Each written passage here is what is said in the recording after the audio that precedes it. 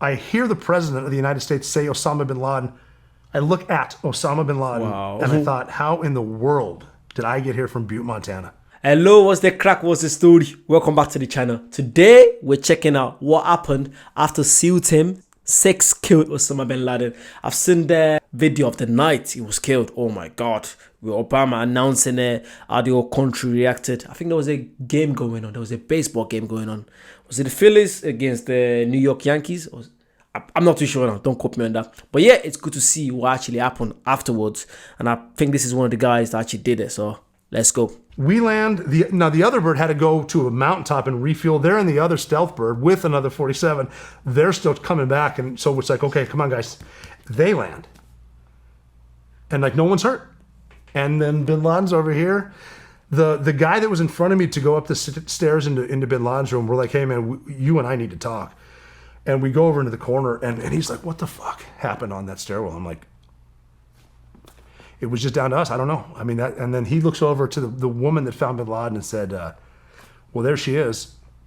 You got to go give her something, man. You own this. I was like, yeah, you're right. And I walked over to her, and I pulled the magazine out of my gun. I jacked the last round out, and I said, do you have room for this in your backpack?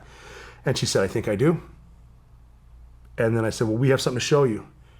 Now, in the movie Zero Dark 30, they brought the woman over to bin Laden's body, and it was like a moment of pause, and they opened it, she looked, and she was all thoughtful, and she cried and left.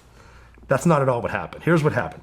I gave her the mag, and we said, we have something to show you. Now, it starts to, again, moments were sinking in, but it's like, you know what? This is historic. Like this will be in the history books. You know, she found him, though. She's the reason this happened. She gave up her life for this. She doesn't have a husband. Who's this person? Who is this she? I thought I was bin Laden's wife or something. I may be surprised now. Who's this person? Who's she that he's talking about?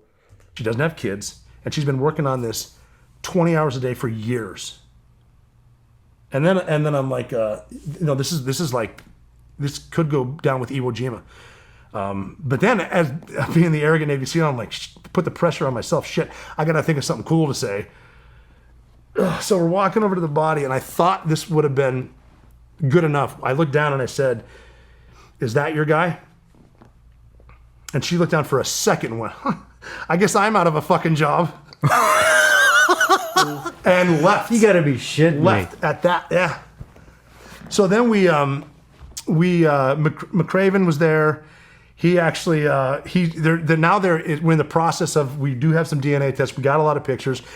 He was talking to the White House, and he had one of our snipers lay down next to him because our sniper was 6'2". Our tallest guy was 6'2". And he said, yeah, I just had one of our tallest guys lay down, and he's shorter than, I think it's him. And the president says, let me get this straight. Oh. You can blow up one of our $200 million helicopters, but you can't afford a 99-cent tape measure.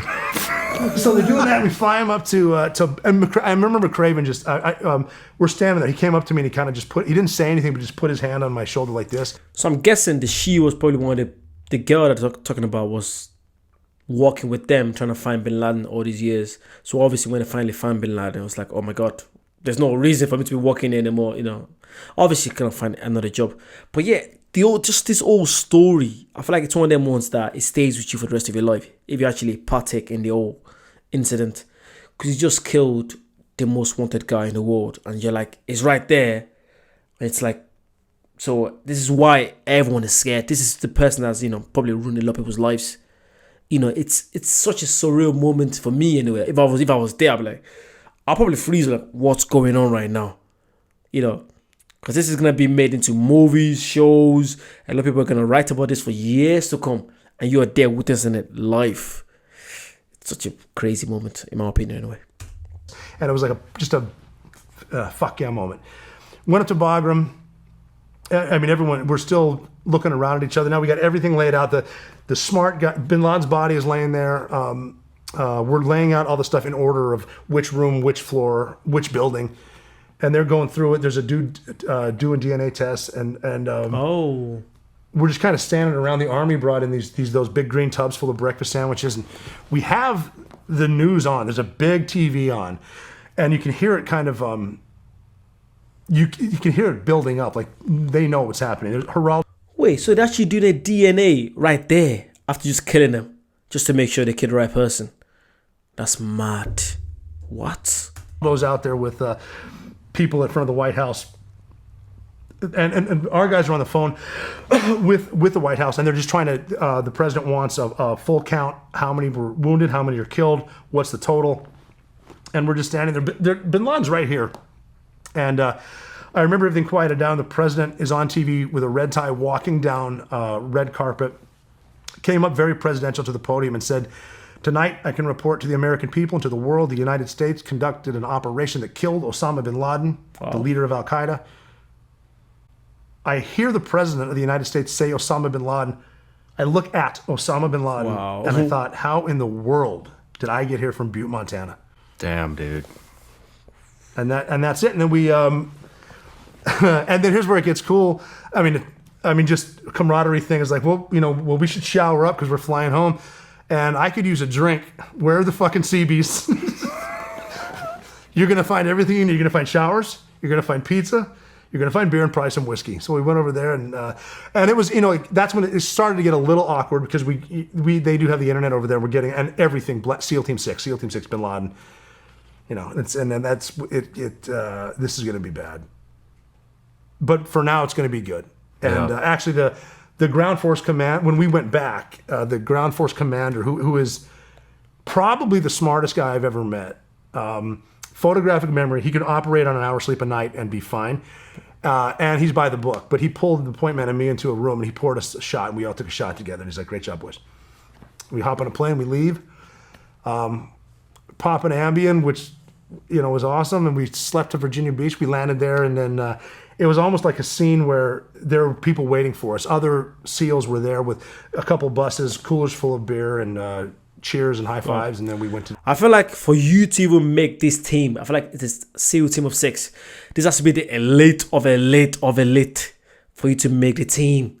It must be, just being part of that 6, you must be respected because there's no room for error. Zero room for error.